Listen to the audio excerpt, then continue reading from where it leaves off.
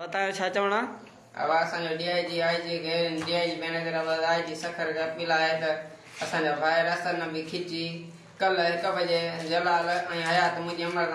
शहर में गोठ वही रहा हुआ तो जी 18 स्टाफ था जलपानी पंप का मुझे अमर का लाए उन्हें कुटे मुझे अमर के धकणी जकते पानी में छोकरन के खणी आए जे हिनमर ताणी छोकरा असांजा गुम लगा था जी असां कुरान पाक खणी थाने ते वियासीं एसपी ऑफिस वियासीं को बि असांजो अदालत नथो करे आईजी के अपील आहे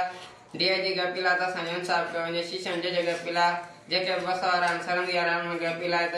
पहिरां जीअं त गुलाम मुस्तफ़ा गोरचाणी मुंहिंजे भाइरनि ते कूड़ियूं एफआईआर करे असां ते कूड़ियूं एफआईआर करे पुलिस मुक़ाबले जा केस हणी जंहिंजी तारीख़ रखियल हुई मॉडल कोर्ट में जंहिंखे जज चयो त ॿार छोकिरनि ते केस कूड़ियूं हिन ग़रीबनि ते छो एफआईआर कोईंदी जंहिंमें हो अञा चई रहिया त मां हिनखे खणी गुम कंदुसि जीअं त भई मुंहिंजे केस तां हथ खणनि जीअं त असांजा जवाबदार खून जा हुनखे पैसा ॾेई रहिया आहिनि जंहिंमें 2022 में मुंहिंजो भाउ मोहम्मद सुमर खून थी वियो जंहिंजो केस मॉडल कोर्ट में हलंदड़ आहे जंहिंमें मुंहिंजो भाउ वहीद खून जो फिरियादी आहे जंहिंखे धमकियूं ॾिनी थियूं वञनि त मां तोखे मारे खून कंदुसि ऐं तुंहिंजे भाइरनि खे कूड़ियूं एफआईआर करे या तव्हांजे नसुल खे तबाह कयूं या त केस तां हथ खणो हाणे हुन ते केस हले पियो त हींअर असां बि खिचे खे चवराए असांजे माना पुलिस जो अंगार वारा हुनखे चवराए असांजे भाइरनि खे बेगुनाह नंढड़े मासूमनि खे मायुनि खे धक हणी असांजे घरनि में घिड़ी जेॾी महिल केॾी महिल असांखे पुलिस तंग करणो आहे मोरो पुलिस ठारशाह पुलिस मिठियाणी पुलिस जेका पुलिस आहे असांखे बेगुनाह न ॾोह न सवाब न एनसी न एफआईआर असां ग़रीब आहियूं 4 साल थिया आहिनि असांजे केस खे हलंदड़ आहे असां ते का बि न एनसी न एफआईआर आहे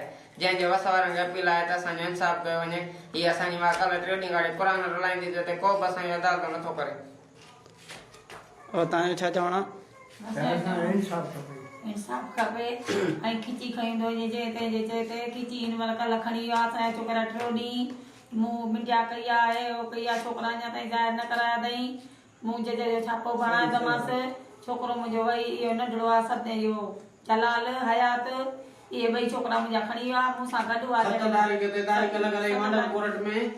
7 तारीख़ ते तारीख़ लॻल मॉडल कोर्ट में ऐसे जो गुलाम मुस्तफ़ा गोरचाणी ठारशाह हुनखे जज साहब घुरायो मॉडल कोर्ट में जेको आहे त चई हिन ते 4 एफआईआर साजियूं कई मिठियाणी थाणे ते कंडियारे थाणे ते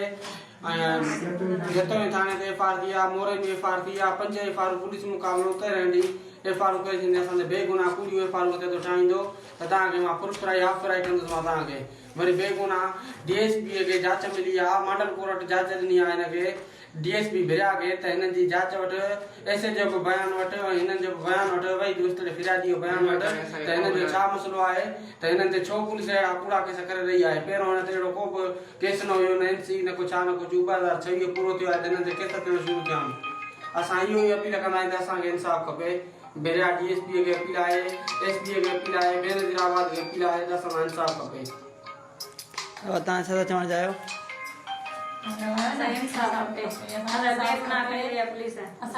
बेगुनाह खणी वई आहे असांजा छोकिरा छॾाया वञनि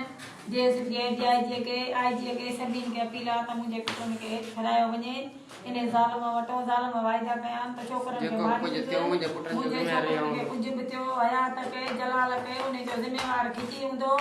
ऐं खिची ॿियनि जे चए ते पैसनि जे रिश्वत जे चए ते माण्हुनि रिश्वत हिनखे बासी आहे जंहिंखे माना मुंहिंजा छोकिरा खणी हिन गुम करे छॾिया आहिनि 7 लख हिनखे बासिया माण्हू न त असां तोखे ॾींदासीं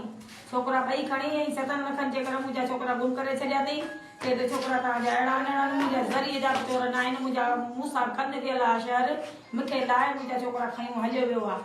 गाॾीअ सां गॾु